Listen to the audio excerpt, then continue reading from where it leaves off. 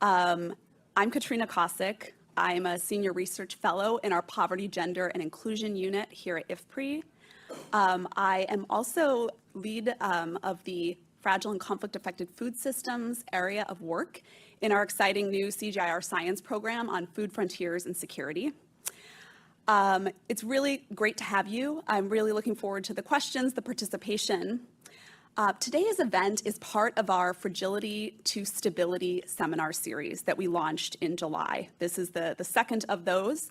This is a seminar series that continues from a very exciting and successful podcast of the same title, Fragility to Stability, that we launched last year. We wanted to pivot to a format that would allow for a bit more audience engagement, the Q&A sessions, and also just the great visual content and some of that impactful visuals that we often see. And so bringing that in, we've kind of put this into an IFPRI policy seminar, and we hope it can really achieve that goal. This is going to be a monthly seminar series, and we really want to create dialogue on how research and evidence can better inform action in fragile and conflict-affected food systems. So each session is going to highlight one of the core themes of our program. We're looking at how we can monitor, prevent, and mitigate the impacts of crises and conflict. We're looking at how we can inform responses to crises and conflict. And we're interested in that long-term recovery and rebuilding that can occur after we're able to rebuild and bring communities back, build resilient communities for the future. So we'll be touching on these. We will keep you informed. Please join these discussions. Please share them on your socials. We're really happy to have you here. Today's topic is a very timely and important issue. It's mobility in a fragile world. And we know that migration today reflects an increasingly complex set of forces. We have conflict, poverty, climate change, demographic pressures, economic shocks. So understanding these dynamics, of course, and how policies and programming can respond inclusively and effectively is really at the heart of our discussion. We're delighted to be co-organizing this seminar with the Leuven Institute of Data Analysis and Modeling in Economics and Statistics, and we're grateful for our impressive group of colleagues here. With that, let me turn to my IFPRI colleague, Ruth Hill. She is the director of the Markets, Trade, and Institutions Unit at IFPRI and has extensive work at the World Bank, where she has led work on the distributional impacts of climate change, fiscal policy, markets, and institutions. She has also served as chief economist at the UK Centre for Disaster Protection, and she'll set the stage for today's discussion and highlight why we have convened this particular group of experts to weigh in on this topic. Over to you, Ruth. Thank you.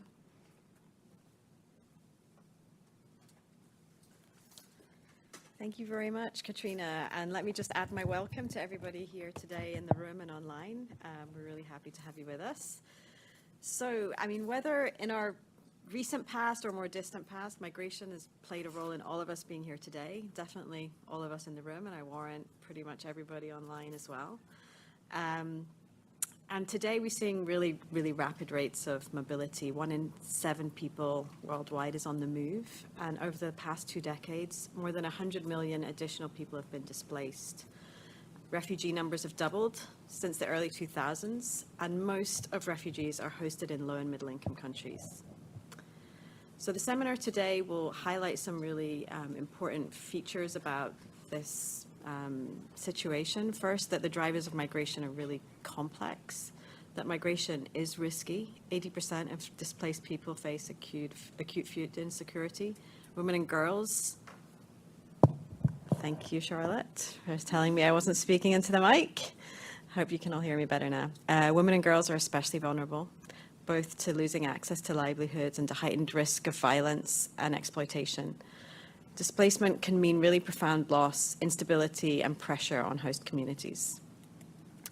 The presentations today will also highlight that with the right policies, mobility can help households survive these shocks. It can support families through remittances, and in some cases, it can contribute to growth amongst those in the host communities.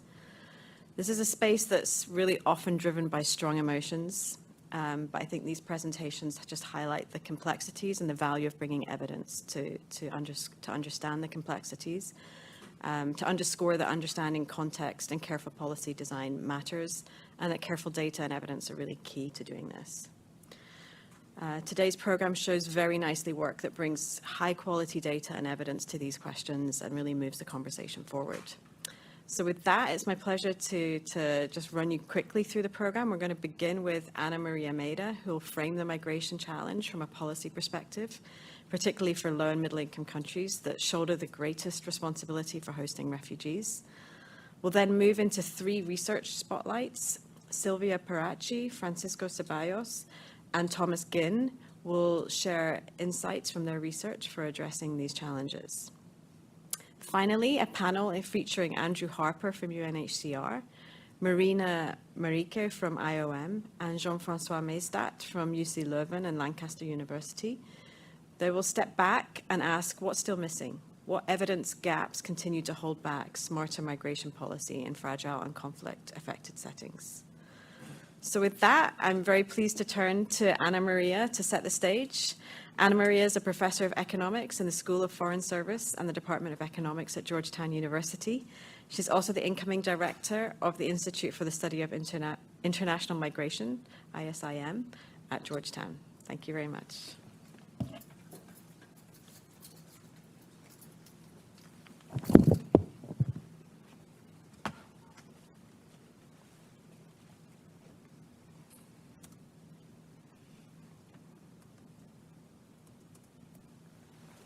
Thank you. Thank you very much for the invitation to present. I'm very glad to be here. And consistent with the topic of the conference, what I would like to do is to talk about some empirical evidence on the impact of refugees on host communities. So I'm going to focus on the impact not on the refugees themselves, but on the host communities in low and middle income countries. And I'm going to talk especially about sub-Saharan Africa, which is a region of the world that I know better. And so overall, this conference is about how we use evidence to inform policy. And so I'm going to point out some works in the literature that I think are quite important, that I especially like, that give us the big picture about evidence in this part of the world. So first, some numbers. The number of forcibly displaced people has increased a lot. A lot of them are hosted in low and middle income countries that have host communities that are themselves fragile, poor, and in particular, this number of forcibly displaced people has increased a lot in sub-Saharan Africa. And as I was saying, my talk will focus more on the impact, not on the refugees themselves, but on the host community. And importantly, an increasing number of quantitative studies has looked at these effects. There are studies that look at different channels of impact, the impact on welfare, so the impact through labor markets, goods markets, but also impacts from a non-economic point of view. So I'm going to start with a paper that is by one of my co-authors who's here, Jean-François Meisdat, with a co-author, Bert Wimp. This is a paper from around 10 years ago in which the authors look at refugees from Rwanda and Burundi who went to the Kagera region of Tanzania. And the two authors look at the effect of the arrival of refugees on economic welfare of host communities, and they find evidence of positive average impacts on welfare, but also they find evidence of uneven effects. So some individuals in the host community gain and others lost. And so this is important from a political economy point of view. We always need to keep in mind that when there are population movements, but also other economic changes, there are impacts on average that can be positive, but there are also uneven effects often within the population. And so we need to keep those in mind because often the opposition, the backlash to these movements come from these uneven effects within within the population. And so the uneven effects that Jean-François and Philippe find is that agricultural workers in local communities that were more likely to potentially compete with the refugees coming in were hurt by the arrival of refugees in local communities, while agricultural farmers that could hire these refugees benefited. Very importantly, what Jean-François does with a different co-author is to look at the impacts in the long run. So 20 years after these refugees left, what happened in these regions, in this Kagera region of Tanzania? Well, what they find is evidence of a positive effect 20 years after, when actually the refugees had left the region. And they also pin down the channel through which this positive average effect takes place in the long run, and it is investment in infrastructure. So when refugees arrive to a region, international money comes in, and this money of international organizations is used to, for example, build public schools, health clinics, roads, and in particular, what they find is that the roads that were built around the refugee camps to serve the refugee camps are what contributed to the local development of the host community 20 years afterwards. And you know, these economic effects have been confirmed in other African contexts, so they're not only specific to this particular region and to this particular episode. Next, I wanted to mention some research on price effects. And there we find more mixed evidence. So what we find is that when refugees arrive, some goods experience an increase in prices, and this is especially for non-aid food products and for non-aid goods like housing. Those goods experience an increase in price. But there are some other goods, for example, those that are given to the refugees like maize, that increase in supply. For them, we don't find evidence of an increase in prices. But so this is just to give you a broad sense of what this empirical literature is finding in the data. And if you want to read a survey of these papers and many, many others that are being written, I wrote down here some of the very nice surveys, one by Paulo Vermen-Schwetler, another one by Jean-François and co-authors, another one by Ruiz and Vargas Silva, and another one by Becker and Ferrara. To conclude, I wanted to mention a couple of papers that I've been working on, again with Jean-François, where we look at non-economic impacts that are also very important. So in one paper with Olivier Dagnelli and Jean-François, what we do is to use data from 84 demographic and health surveys in 34 sub-Saharan African countries. And the nice thing about the DHS data is that it has information on the geocoded location of individuals, and we can match that information with information on the location, size, and composition of refugee camps in sub-Saharan Africa. And we look with this data at the impact of the arrival of refugees on health outcomes. And in particular, we focus on impacts on anthropometric scores of children. And what we find, consistent with a previous result in the literature, is evidence of a negative effect. But we also find the channel through which this effect takes place, which is malaria. So we find that this negative effect is in place only when refugees come from malaria countries, so countries where malaria is prevalent, and go to countries where malaria can spread but is not yet endemic. And finally, another paper that we have worked on is a paper on the impact on political outcomes of the arrival of refugees. So what we find, which is quite surprising, knowing what is going on in the US and Europe, we find that the arrival of refugees helps incumbent politicians politically. So refugees actually increase voting shares of incumbent politicians. Refugees seem to be perceived well by local voters, but only in countries that carry out refugee-inclusive policies. So policies where refugees, that allow refugees to do better, and policies that allow the money that comes in to be shared between refugees and the local community. I'm going to stop. Thank you very much.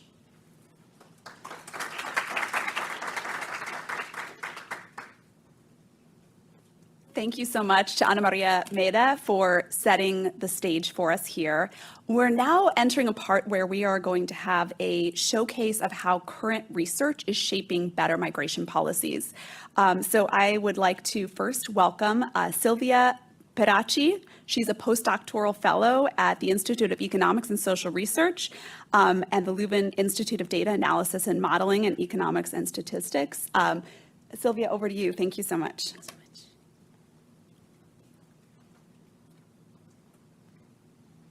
Okay, fantastic. So thanks so much for this wonderful opportunity. So I'm going to present some joint work with Jean-François Maestad, who's here today, and Ella Sargsyan from UC Leuven in Belgium, and Liang, who's also present today from IFPRI.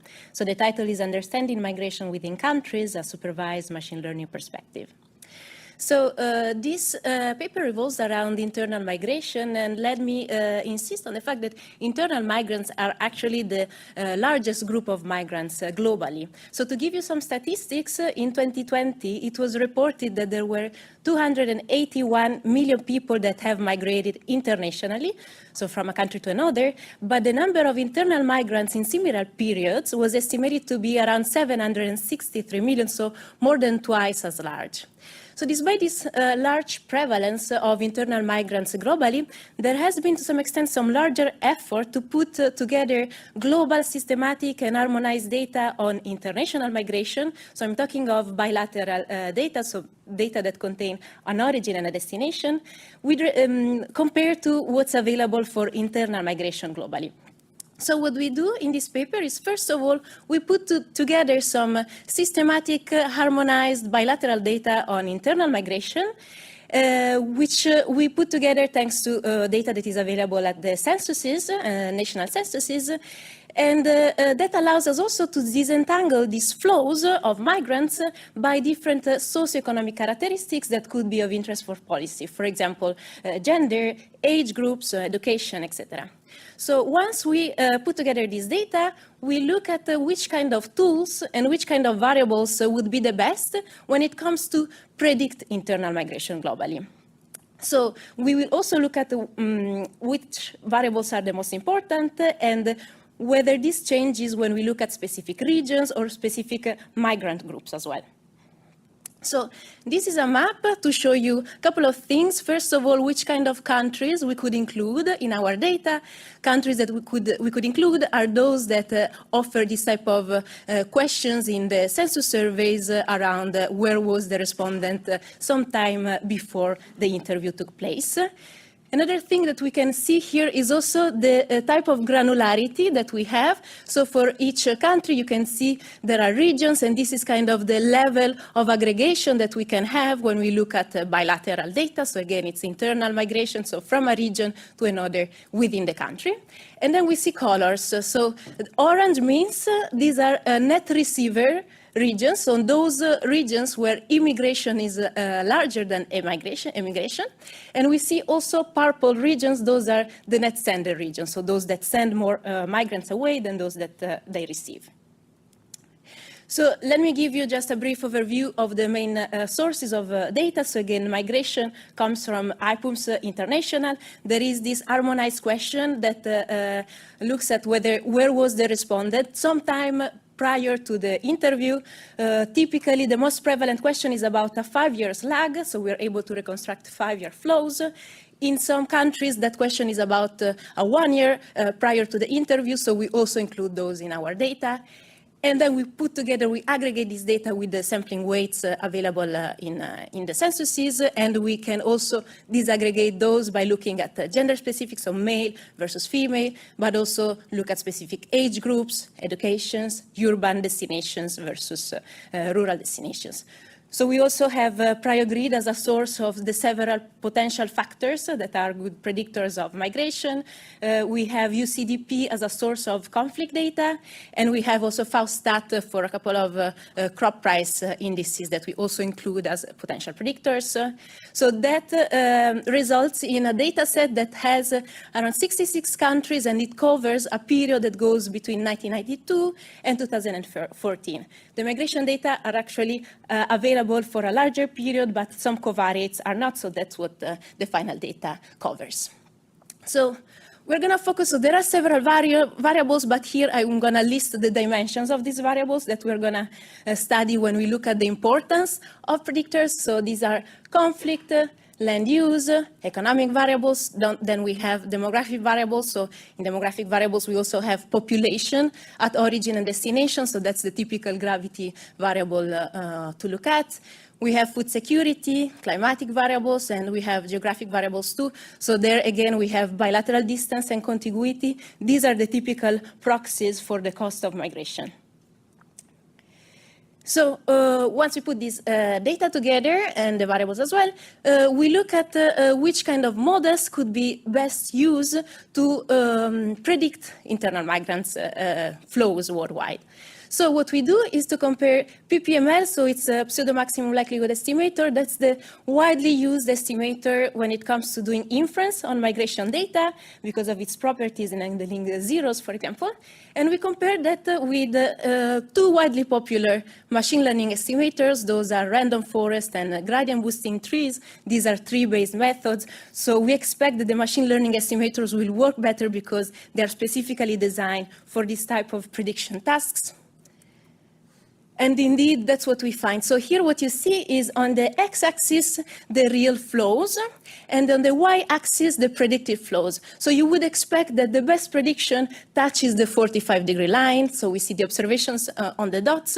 The blue dots are the test set predictions, so those predictions with observations that weren't used for estimation, so those are the most relevant for us. So the green ones would be the sampling, the training set observations. So we see that actually from this picture, we see already that the PPML has more of these predictions that are far off the 45-degree lines if we compare it to the random forest in the middle and XGBoost on the right. So it turns out when we look at the prediction statistics, it's actually the third model here on the right that is the best performing one.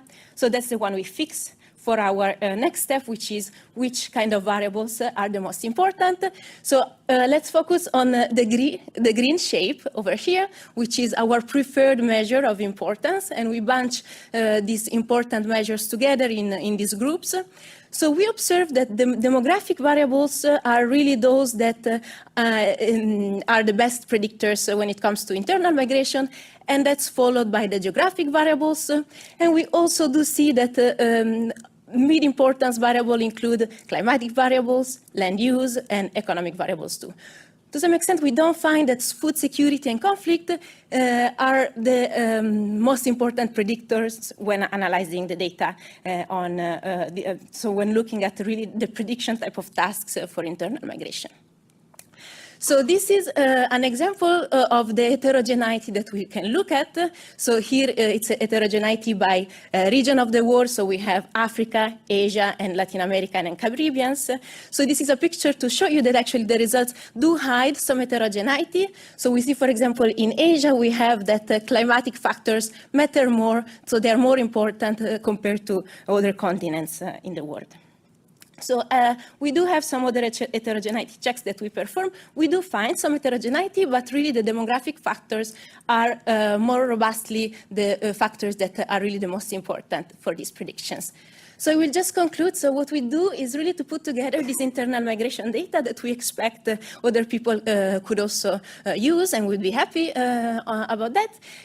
And also we believe it's important to find a good ways to predict internal migration that's different from the patterns that you could expect for international migration. So policies that look at urban planning or all policies that need some sort of migration scenarios to be built. When it comes to internal migration, that our paper tends to talk to these kind of policy questions. So we expect to make the data available, and we also would like to use the migration data again for some research ideas that we have, for example, looking at environmental migration and conflict in the next future. So thanks a lot for your attention.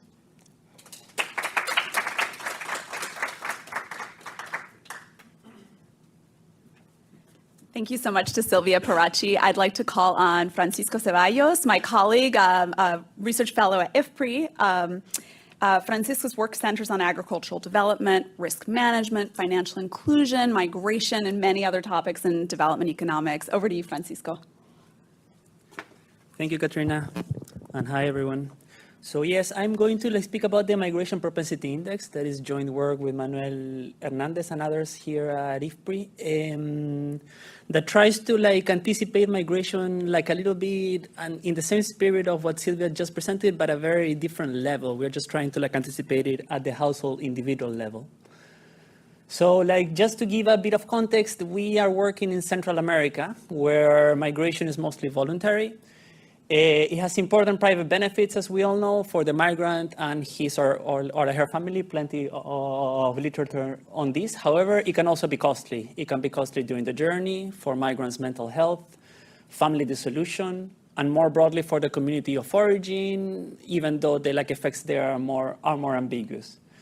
In Central America, at the same time, the primary incentive for migrating seems to be economic, and there's a lot of support towards that. This would call for policies to improve the economic and social environment and opportunities at origin, but the question is how to target them. So this is where we come in, trying to create a tool to anticipate migration. When we started working on this commission by USAID in Guatemala, they were simply asking about intentions. They were doing surveys and asking households about their intentions to migrate. But this is of course prone to refusals and underreporting. Migration intention is usually also not a great predictor. There's papers on this of actual migration. So we are just trying here an indirect approach, which we call the Migration Propensity Index. It's a proxy tool to estimate the likelihood that at least one individual from a household will migrate abroad or domestically in the near future.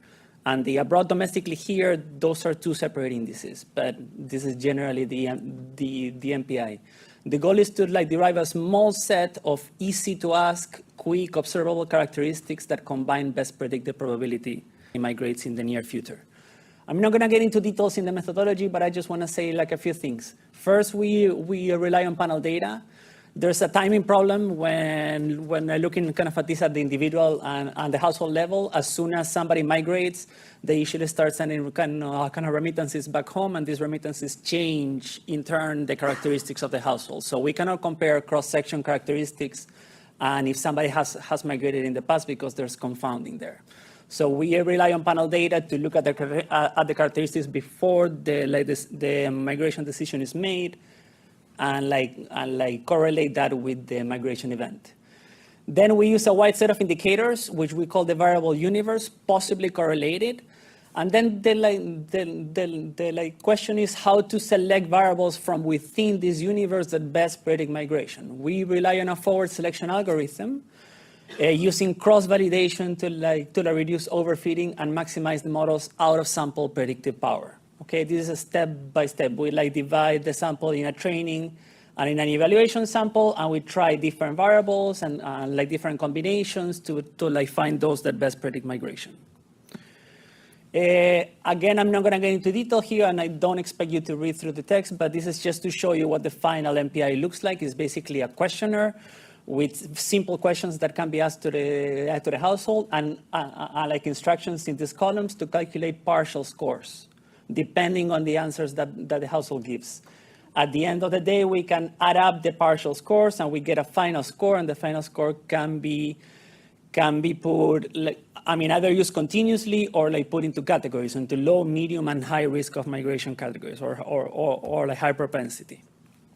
So for the MPI projects so far, as I mentioned, we started in Guatemala in 2020.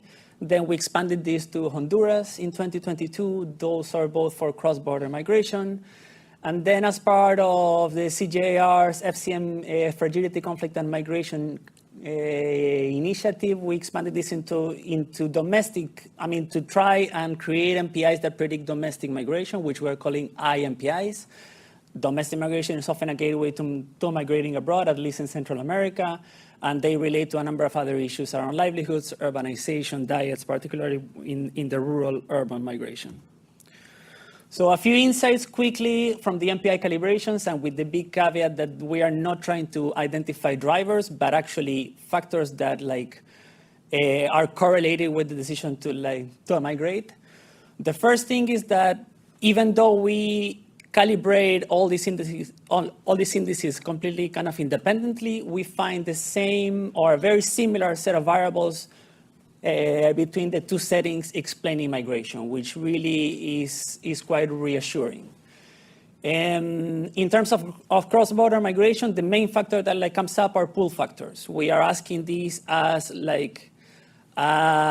what is the share of households in the community that are receiving remittances? What is the share of households in the communities that have had a recent migrant in the past?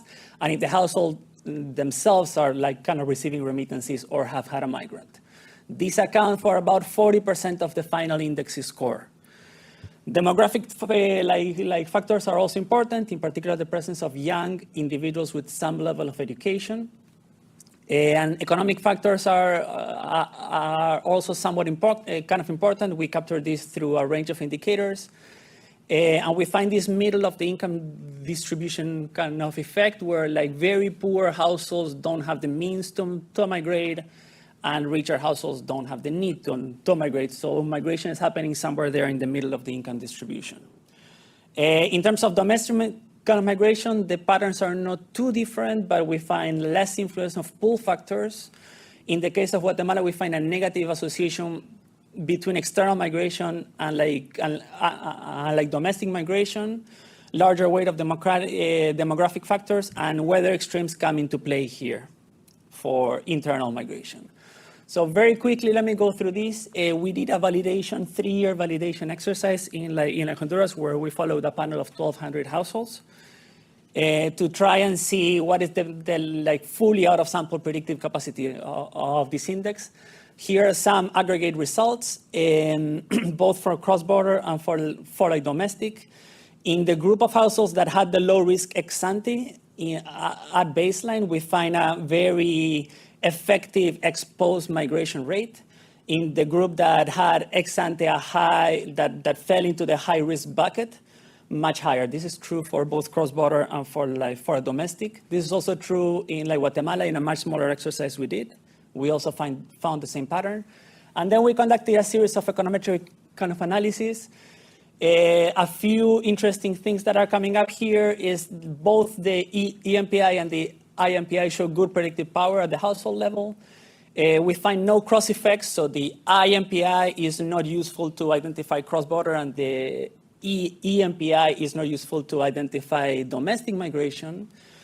We asked in this validation exercise a range of other measures that were not available in the calibration data set, including corruption, crime, kind of opportunities, trust.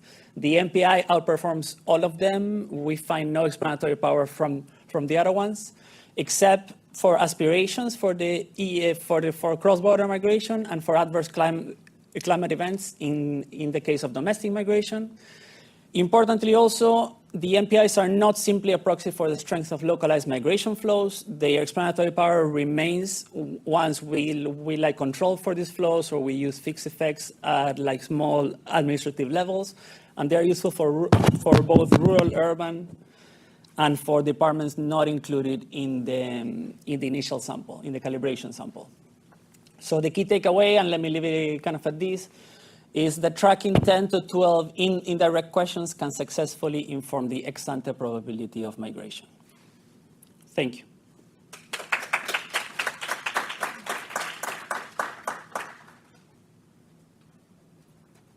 Thank you so much to my colleague, Francisco Ceballos.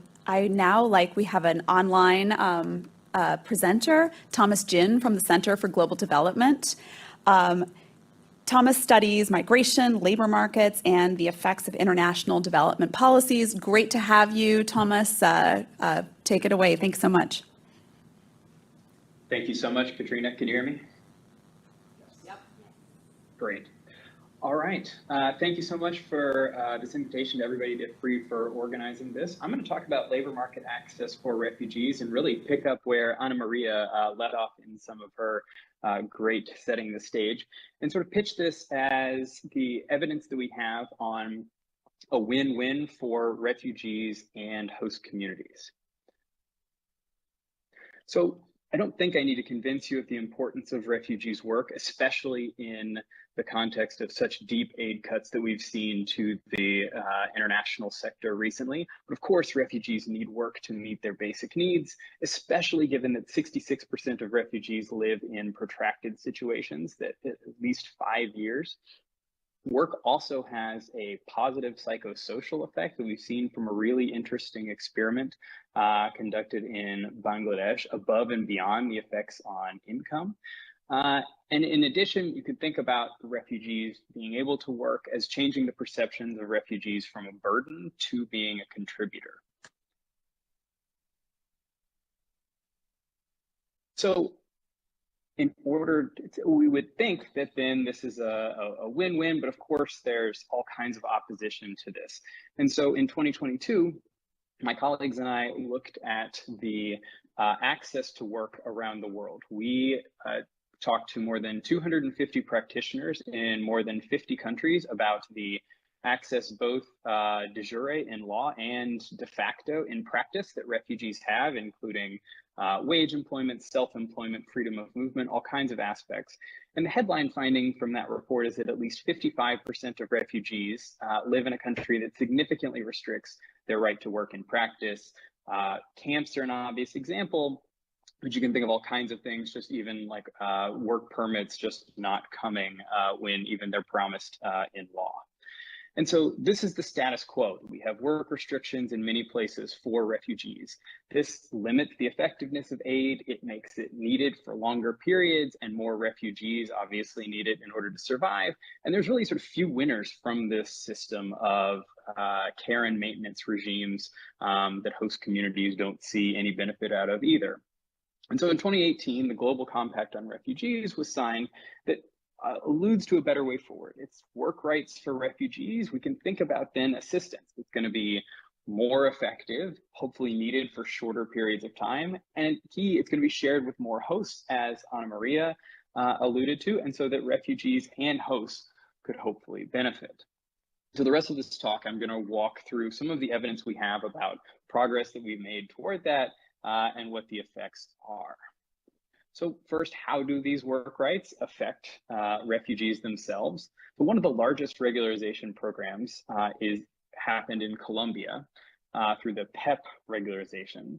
And so fascinating research from Sandra Rosso, Danny Bahar, and Ana Maria Ibanez found that refugees who got the PEP program increased consumption by 60%, income went up by 31%, business formalization went up by 10%.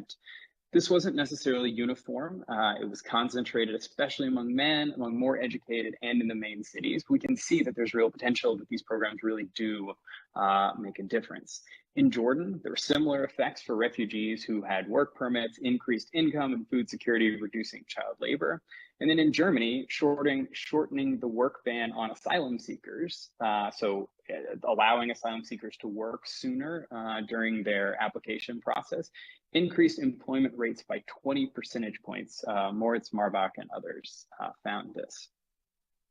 So then how does this relate to funding? Does this really potentially save money? So what my colleagues and I did at CGD was go back to that 2022 work rights report and connect that to data on financing for refugee situations that the OECD has put together.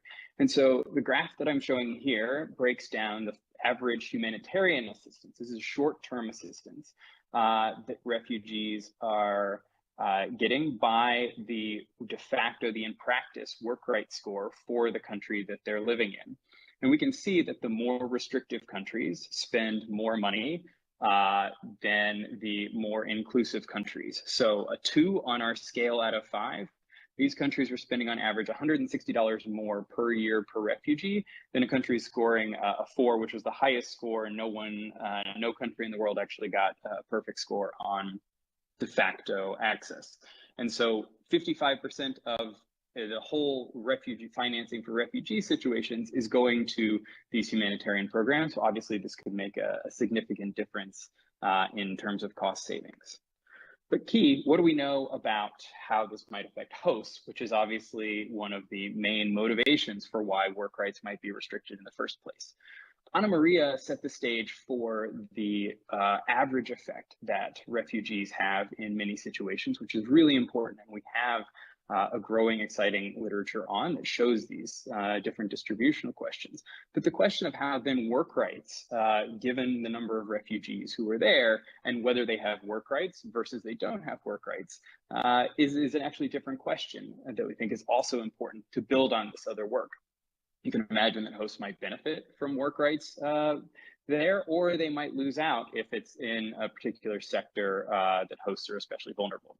So what do we know about this? In that same study or set of studies on Colombia, doubling the proportion of PEP holders in a local area reduced formal employment, but by 0.1 percentage points off an average of 65% employment. So an almost negligible effect, but this was more negative for highly educated workers and women. So we can see some evidence of distributional effects, as Ana Maria said.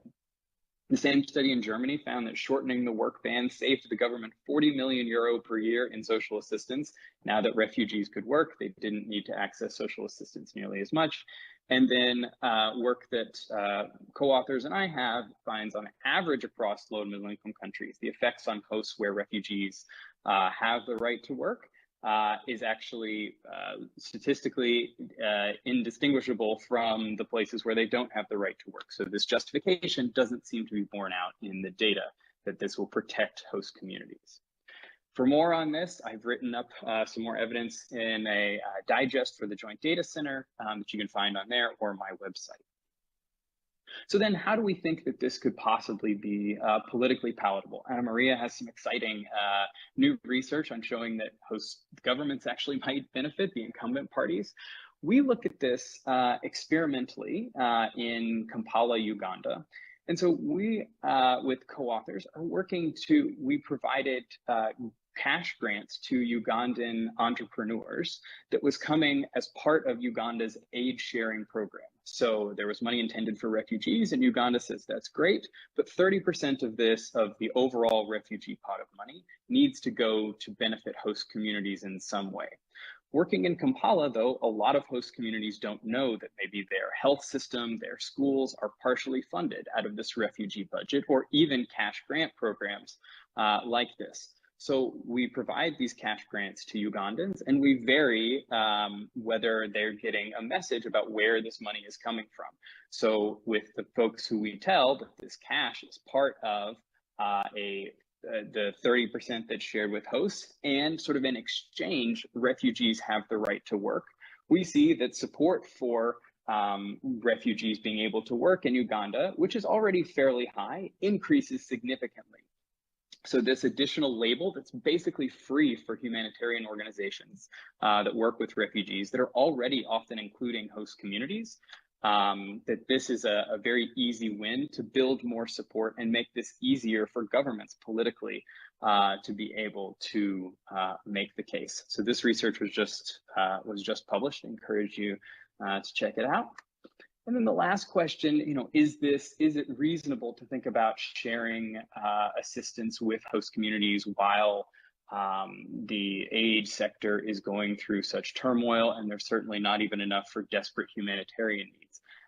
Certainly the answer to that is no, but we can think about exciting policy avenues where assistance can be leveraged and can sort of meet this moment and facilitate this better way forward. So the World Bank's window for host communities and refugees was just re-upped in IDA 21 cycle for the next 3 years. And so this is $2.4 billion for 20 low and middle income host countries that sets out to incentivize policy change in addition to making cost-effective investments through governments in host countries. And then looking around the sector, a lot of new exciting evidence is coming out on potential gains just from prioritizing cost effectiveness in interventions overall. So we see the cost effectiveness of grants and other work from Kampala. I've written up an evidence review on livelihoods and where we think that more cost effective investments are more likely based on the evidence. And then just one other pitch that we're excited about at CGD is thinking about potential opportunities about cost effectiveness from leveraging internal migration, that refugees moving to potentially better places where they're more likely to be able to have economic opportunities is another potential saving. Thanks. But thank you so much. I'll leave it there. Appreciate it. Thank you so much to our colleague Thomas Jin over at Center for Global Development. This panel, so yes. Thank you so much. I thought this panel was really, set of presentations was really fascinating at sort of understanding these multifaceted impacts of migration, not only in the economic realm, but also the political realm. Lots of exciting methods for predicting migration, internal and also international migration, and also thinking about policies here. What a complex field here where we have policies that may be very productive, other policies that could backfire and not have their intended impacts or be quite costly. So really exciting thoughts. I'd love to pivot now into the panel discussion. We're going to have a chat about policy and sort of come into this. So I invite my colleague Jean-Francois Maestat to come up here. I'd like to introduce a few panelists that we have online as well. First, we have Andrew Harper, Special Advisor on Climate Action at the United Nations High Commissioner for Refugees, UNHCR. Andrew has over 30 years of experience in international development and humanitarian communities, providing the strategic guidance on migration and forced displacement in particular, and helping shape UNHCR's response to the ongoing climate emergency. Next, joining us virtually, we're happy to have Damien Juselme, the head of data science and analytics at the International Organization for Migration, IOM.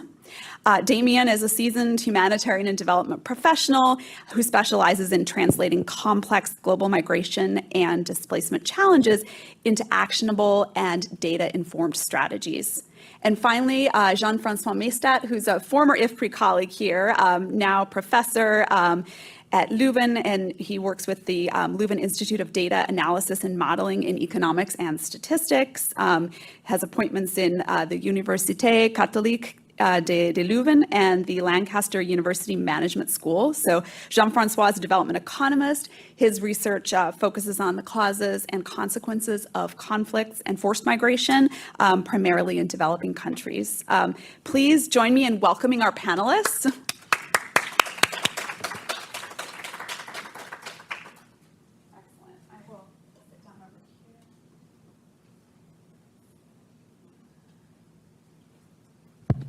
Great.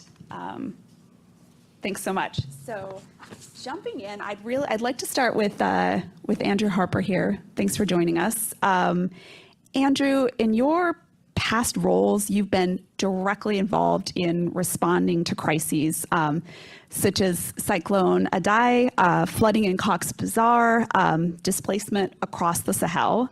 And I'm wondering if you kind of look back and reflect on these experiences.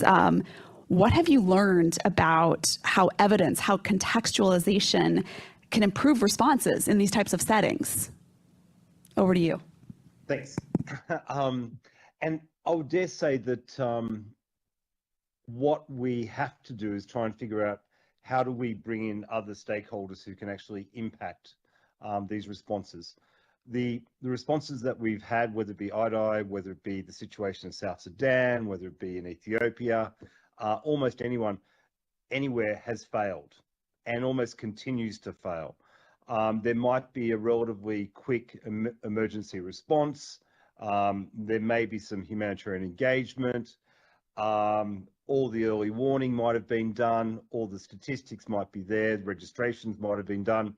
But after 2, 3, 4 months, there's no support in the resilience or getting people to adapt to an increasingly hostile environment.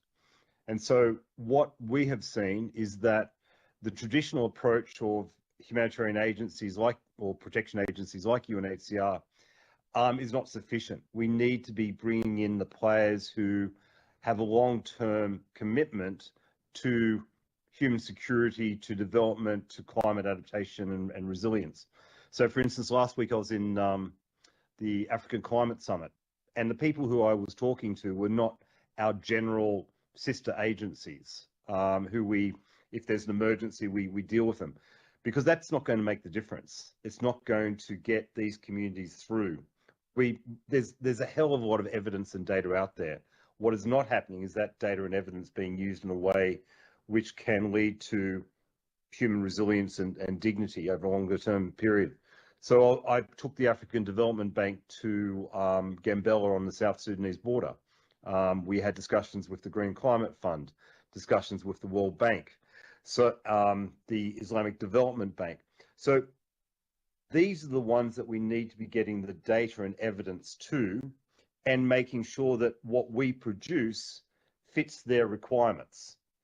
And being much more savvy about what we do, because we're not very smart in how we sell what we do, because we're very much focused on humanitarian, refugees, vulnerability. But how do we fit that within what the host communities are trying to sell in terms of their national priorities? So we often look at refugees as a distinct group when they're not. They need to be looked at within the wider vulnerable group within a country and possibly within the continent. So something which we have been doing, again, over the last couple of years, a lot has been to work with the Islamic Development Bank, work with the World Bank, work with the Green Climate Fund, the Adaptation Fund, to ensure that people have been forced from their homes due to conflict. And that's not migrants, by the way. People keep sort of saying migrants are being forced from their homes by conflict. That's not. If they cross the border, they're refugees and they're in need of international protection. So we're trying to basically bring up a more, let's say, sophisticated understanding of why people are moving and what's required to address that. That's a long-winded answer, but what we're trying to do is not just have a UNHCR-centric approach. UNHCR has to fit within the larger ecosystem, which is looking at human insecurity, and the best way to deal with that is to make sure that you have development actors in place. Over. Thank you so much for those reflections. When looking at forced displacement, when looking at refugees, I think you really point to the need for sort of tailoring our evidence to the needs on the ground of those making decisions. I think that's a really good push. I'd like to turn now to Damien Jusselmay from IOM. Damien, if you're looking from IOM's perspective here, we've seen a lot of changes in the global landscape recently, right? We've seen some of the trends opening this seminar here, looking at increases in conflict and poverty and new migration patterns, rising numbers of refugees.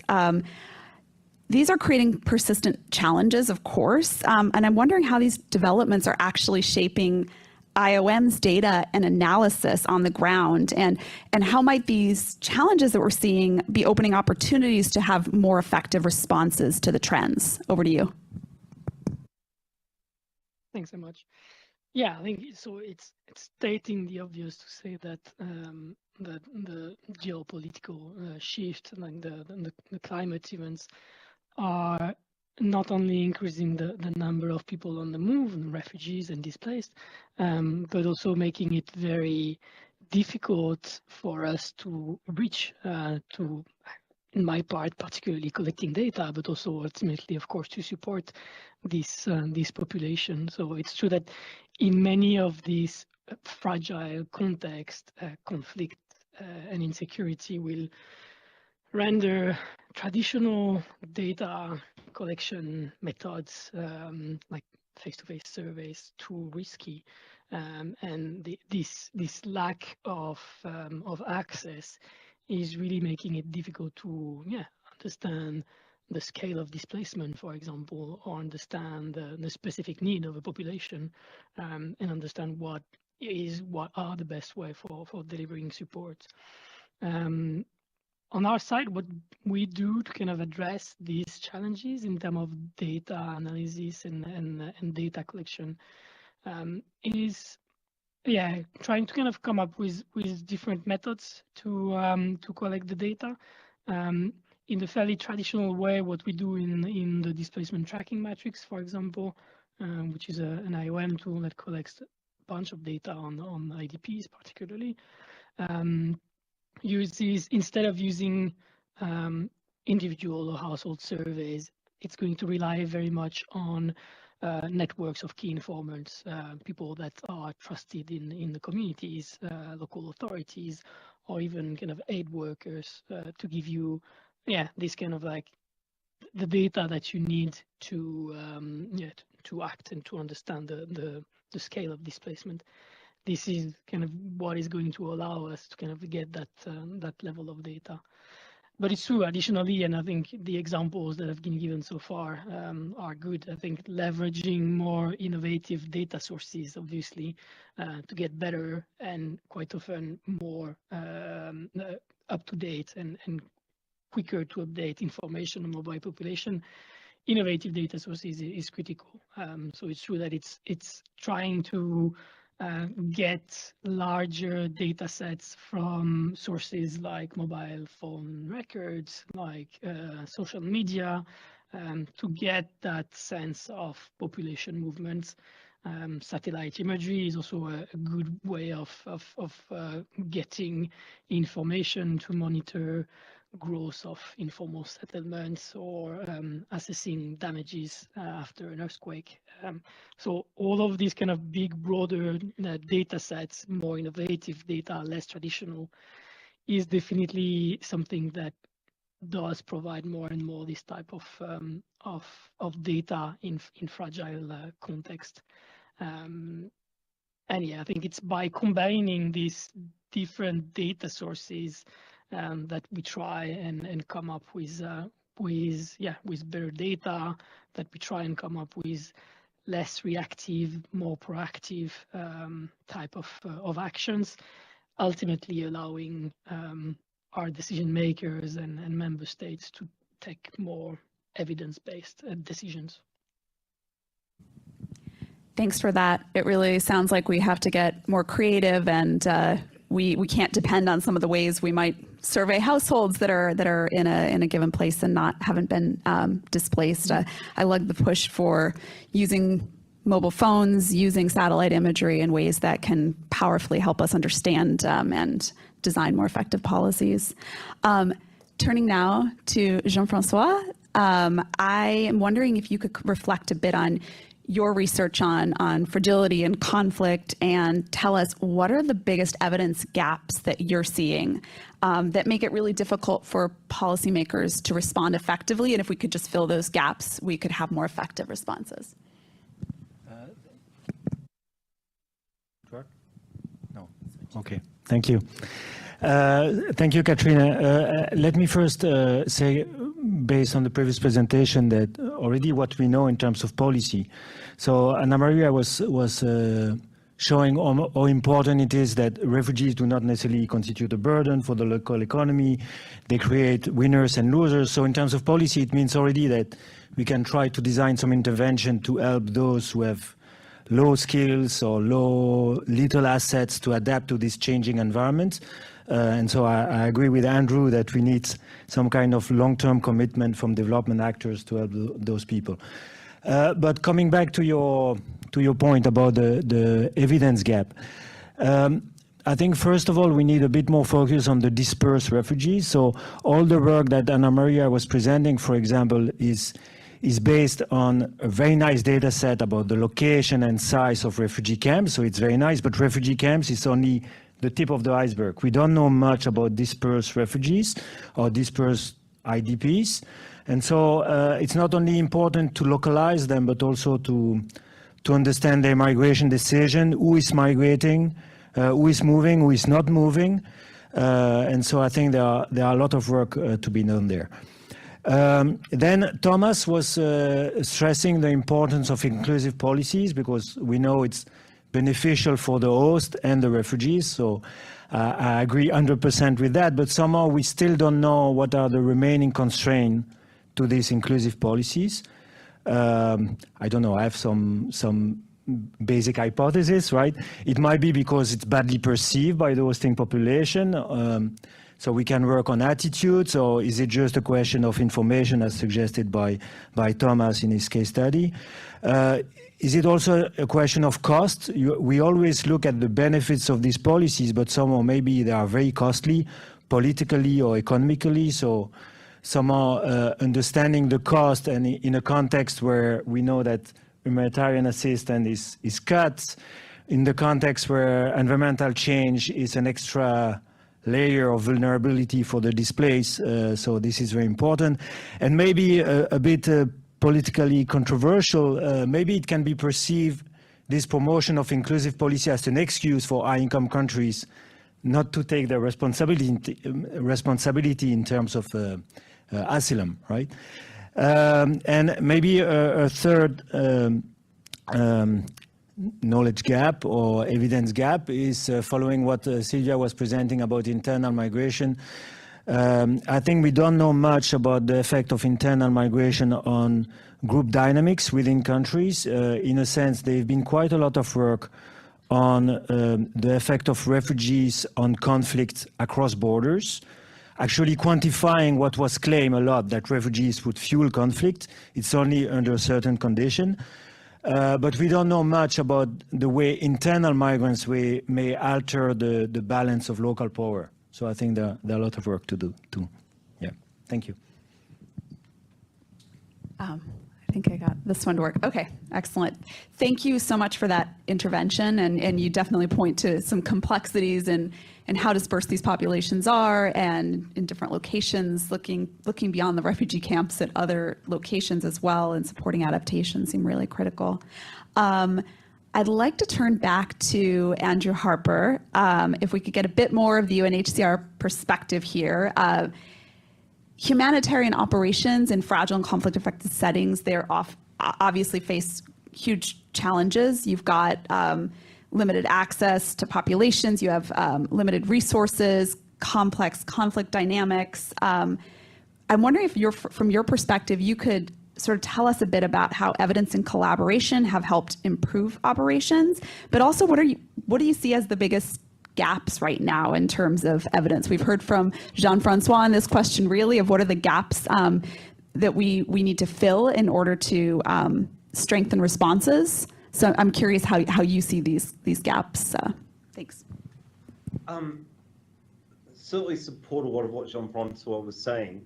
I think one of the issues that we've got to also face is that while there's gaps, we're probably going to see more gaps given the current funding situation. Like we can't ignore that, and that there will be consequences to it. So one of the key elements of evidence, if you want to call it, is registration, and I'm sure IOM would agree with this. Like their DTM or UNHCR's registration of people when they cross a border is absolutely critical. We need to know, in order to work with the governments, about what is the vulnerability of this population, who is coming into their country, and to ensure that they're protected.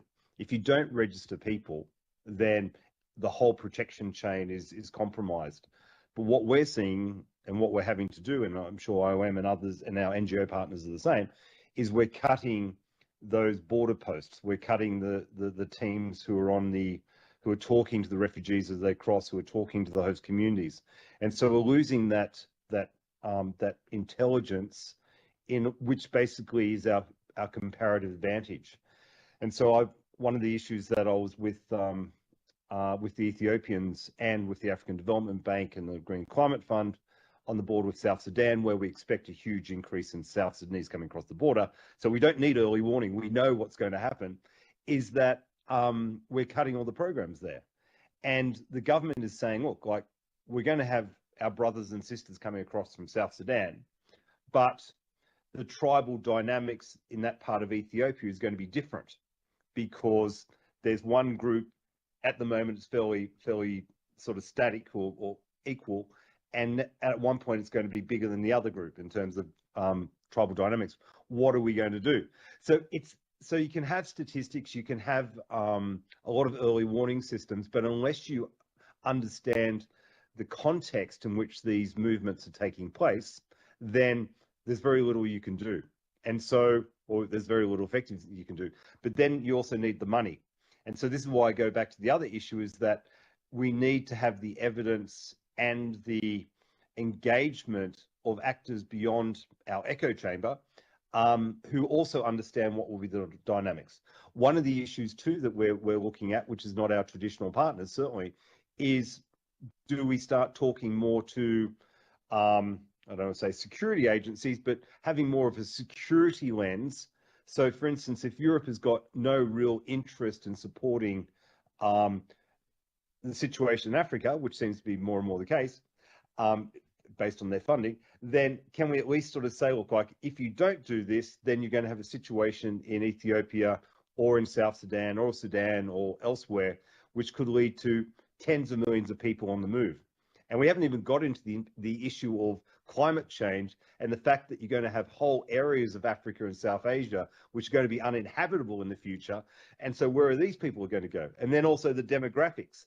The population in Ethiopia has got is 130 million people now. It could be 250 million by 2050. So there's plenty of data, there's plenty of evidence out there, but is anyone really listening to it and sort of looking at the bigger picture? And I dare say no one is. So evidence is important, context is important, enhancing the stakeholder engagement to those people who are outside of echo chamber is certainly important, but being much more ambitious in terms of what we're doing with the data and making sure the data and the narrative is in a way which people can understand and ensure that there's a human dimension. We're talking about data, we're talking about evidence, but you need to bring the human stories to match that, because if you don't have that, then it's just another document which people won't read. Everyone probably in that room there, plus everyone in the panel, is writing documents which very few people will read. So how can we produce things that actually have an impact, and how do we do things that there's a collective spirit behind it? So it's not just the product of one agency, but the product of everyone who wants to see an outcome which leads to human security. Over. Critical insights here. Thank you so much. I will say from this team, I was really excited to see a lot of the dashboards, interactives, and tools and syntheses you've put together, because I do think that translating the science and the math into actual operational decision making is really important. And great points too. I know I'm involved with the leadership of the Food Frontiers and Security Science Program in CGIAR, and we take very seriously the security angles on these questions, and understanding that we need to look at these frontier economies from a perspective of security, and that can motivate, of course, money to come in as well as understanding the vast security implications. Appreciate those reflections. Damien, coming back to you, both IOM and UNHCR are striving toward improving protection and opportunities for people on the move in these FCAS settings. I'm wondering, from your perspective, if you could reflect on how partnerships that bring together the research, the innovative methods, and operational practice, how can they be strengthened to ensure that interventions are evidence-based, but importantly to bridge here, as Andrew has pushed us to do, to translate this into real improvements for migrants and forcibly displaced people. Welcome your reflections on that. Thanks. Yeah, I think partnerships and local partnerships, I think, really the ones that are as you were saying, I think bringing the research, the innovative methods, and the operational understanding are really crucial. In IOM, we have a bunch of reports that we published on a regular basis, done in partnership with universities or with other UN agencies. I can think of the IOM Progress report, which is, for example, looking into solutions to internal displacement. We have another one called the Solution and Mobility Index, also looking into measuring stability, at least the perception of stability in fragile settings. By sharing this type of tools and by creating this type of partnerships, we can ensure that the operational side, the operational work is really based on common evidence-based understanding.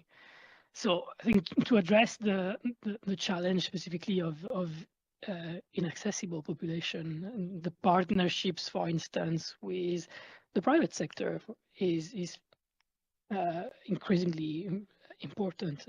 Tech companies that provide, AI, data analytics, or satellite imageries, or the type of data science capabilities that can help us on the ground assess situations and monitor population, especially where access is difficult, is quite important. So in that sense, I do think that, the partnership that are leveraging cutting edge technologies, that is more often than the private sector or geospatial agencies, the methodological rigors, which to me always comes from the academic part, and the operational relevance, which is I think what we or UNHCR brings, are really the most effective one. I would, however, say I think that the pursuit of this type of partnerships is also not without its challenges. The very act of collecting and sharing information on migrants or on displaced population has or raises significant ethical concerns, and so this is clear that when doing this type of partnerships, you also need to make sure that you have the right frameworks in place. We call them data collaboratives quite often, ensuring that the data is being handled responsibly, ensuring that we have robust data governance, and that we understand the risk of potential data misuse or privacy breach or lack of accountability. So really, I think it's these partnerships are really critical, but they also need to have very clearly established ethical guidelines in the way the data is always going to be used, and making sure that ultimately, of course, it does benefit the migrants, the displaced population, the refugees, and is never done at their detriment. Really important points on ethical use of this information and sharing of data. Turning to you, Jean-Francois, I'm wondering if you can reflect a little bit on innovative data sources, what you're seeing that's exciting here. Maybe you have some reflections on what you've heard and how we can kind of have researchers and policymakers possibly working together more effectively.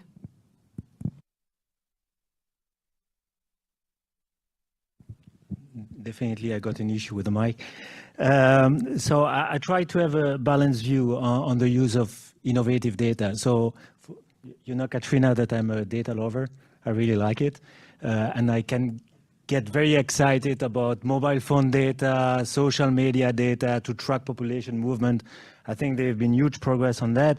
But also I'm a bit critical about this innovative data. First of all, there is always this issue of accessibility. It's not accessible to everybody. So, but more importantly, I think you never know exactly what they are representative of, because usually you have this. It's very nice to track population movement, but you don't know who are moving, or you don't know the characteristics of those who are moving.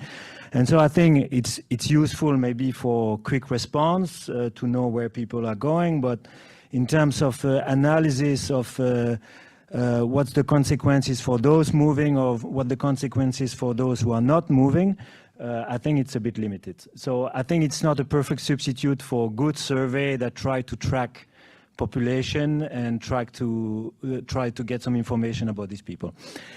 I do agree with, I've heard the word partnership several times.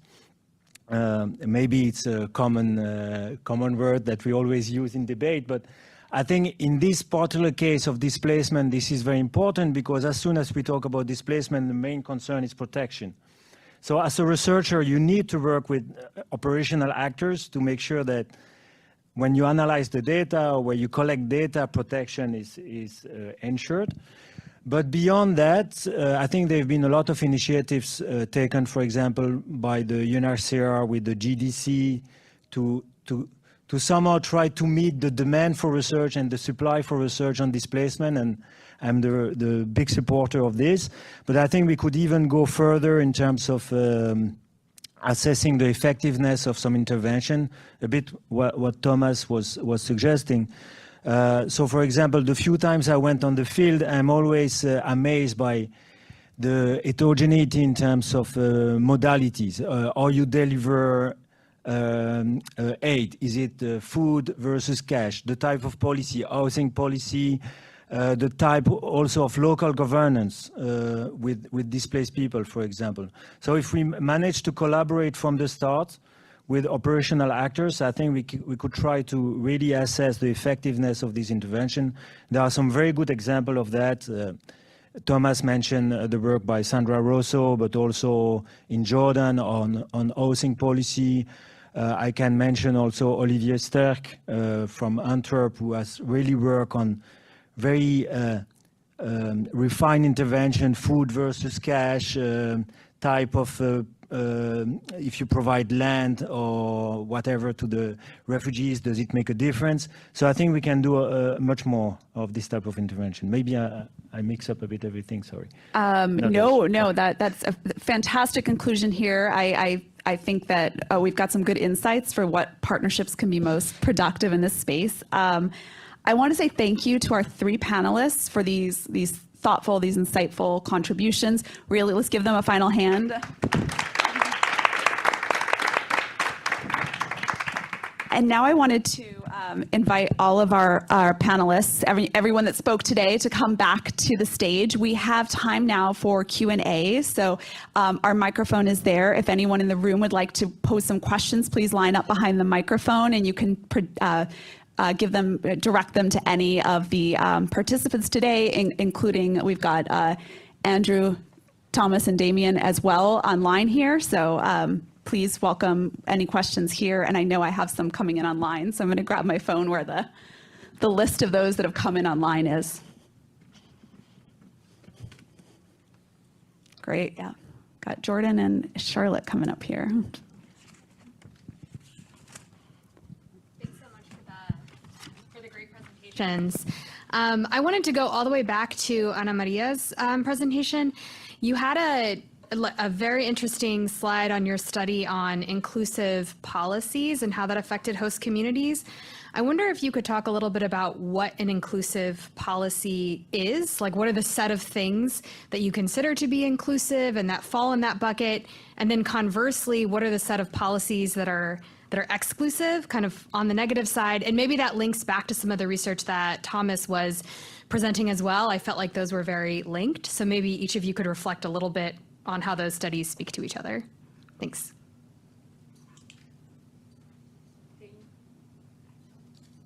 I'll just push the button. Okay. Thank you very much for this question.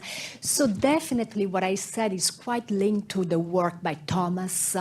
Access by refugees to the labor market is key, I think, because with access by refugees to the labor market, the likelihood that they will have a positive impact increases, and so the perceptions by the local community of their presence improves.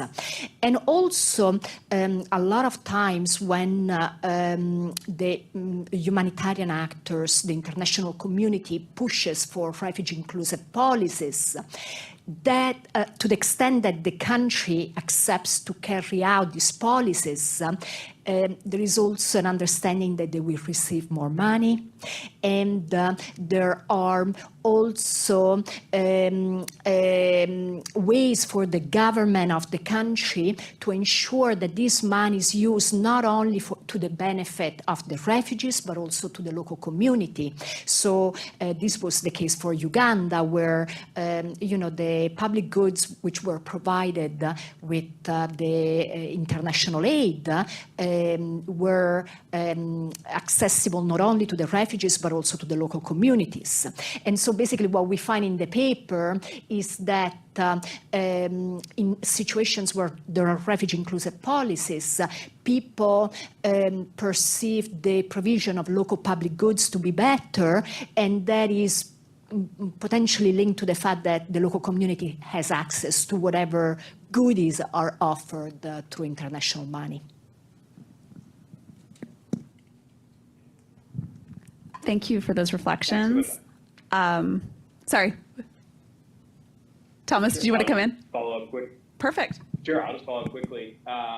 So in our work rights report, we also looked at, so we scored wage employment, self-employment, freedom of movement, and rights at work for our sort of overall work score on a 1 to 5 scale. And then for each country, we wrote up a scorecard around what some of those things are. So what some barriers could be is anything like a camp that refugees aren't allowed to leave, to getting arrested, while you're trying to travel to a city, things like work permits not being available either according to the law or just not processing is a pretty common one. So we document a bunch of those.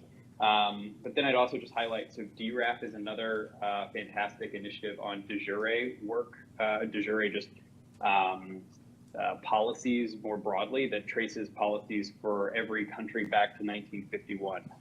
So that's on the World Bank's website, and is another resource around a wide variety of policies toward refugees. Thanks. Thanks for those reflections. Another question, Charlotte Hebebrand. Great. I'm Charlotte Hebebrand, Director of Communications and Public Affairs here at IFPRI. So big kudos to all of you organizing this event. I think you did a fantastic job of showing the extent of the problem, right? We've seen a tremendous increase in forced migration. And it's clearly a big development challenge. So you've done a super job. I think it's great that the CGIAR has a science program that is devoted to looking at this very important topic, again, for development and food security. Now, I also want to challenge the researchers a little bit, and I think you've actually challenged yourself, though, as well, right? I think Mr. Maystadt very clearly said, questioned a little bit about some of the innovative data. We also heard from Andrew about maybe we've got too much data, maybe we have too many reports.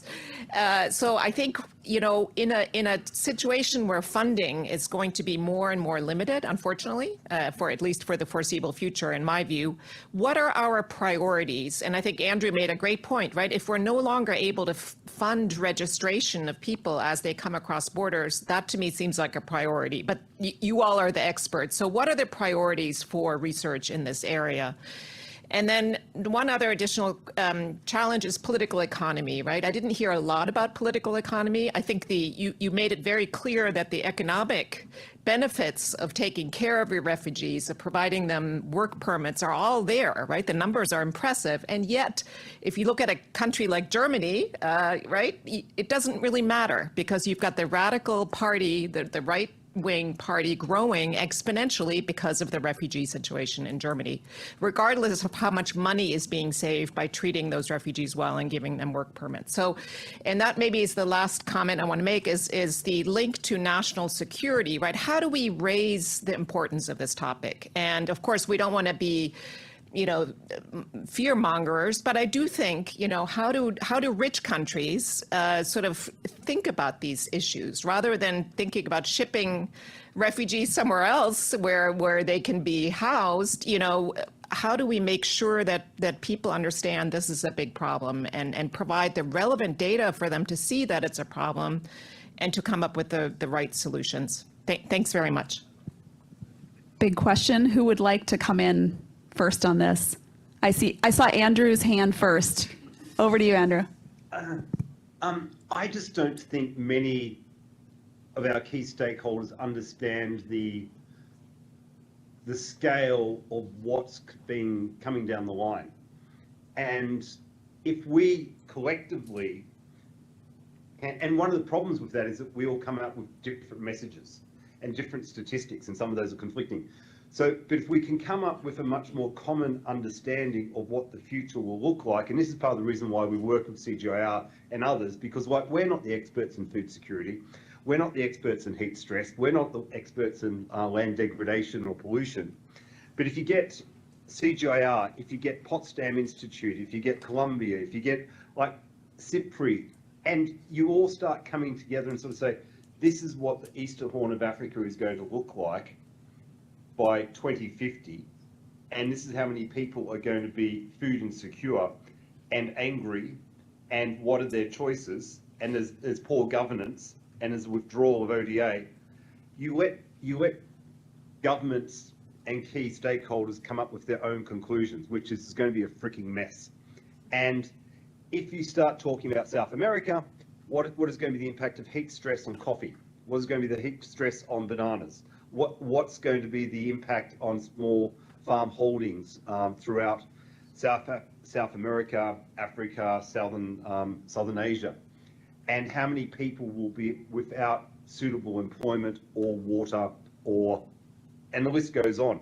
So it's not necessarily we have to give them the answers, but if we can at least set a common understanding informed by science and data and evidence, and we bring that up we support it by having a presence on the ground, which very few people do, and sort of bring the stories of what the statistics mean to people, then we're moving towards that ultimate goal of ensuring that decision makers are as informed as they possibly can to make the right decision. They still probably won't make the right decision, but that doesn't mean that we can't sort of hold them to the fire.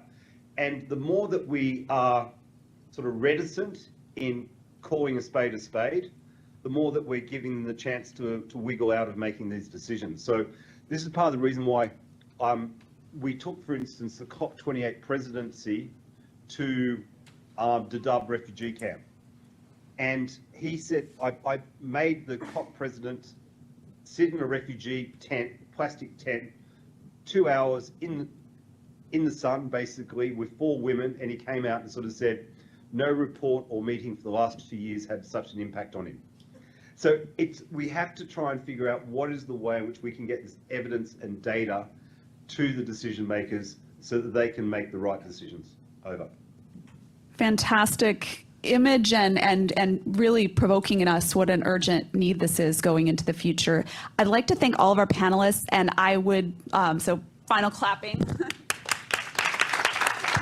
Appreciate everyone's interventions here. I want to invite my colleague, Kate Ambler from IFPRI, to offer some concluding remarks and some of her takeaways from all of these great insights we've had today. Over to you, Kate.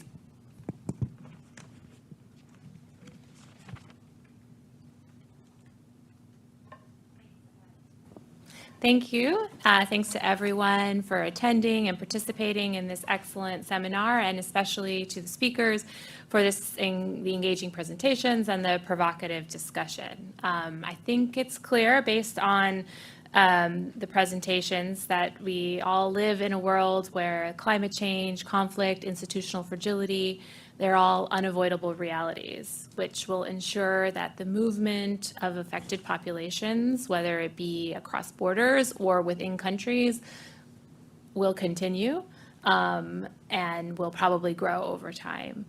And that the impacts of this are going to fall mostly in low and middle income countries, but that, this is a global world, and that, all of these impacts will affect everyone eventually. The research that we have discussed today shows that migrants have mixed impacts on host communities, both positive and negative, but certainly the evidence does not suggest the type of negative effects that are often feared by policymakers and other residents. Yet the institution of policies that are inclusive for refugees and other recent arrivals and other types of migrants are politically complicated. And I think we've learned today, it's been highlighted that much remains to be done to move towards understanding what these constraints are to the adoption of more improved policy. We saw some really exciting new research today on what we are learning about this topic, but also that a lot of gaps still remain in terms of really moving towards making big change in this area. We also discussed at some points internal displacement, which I think is often a less prominent part of the discussion, but it brings many of the same challenges and often involves larger overall numbers of people.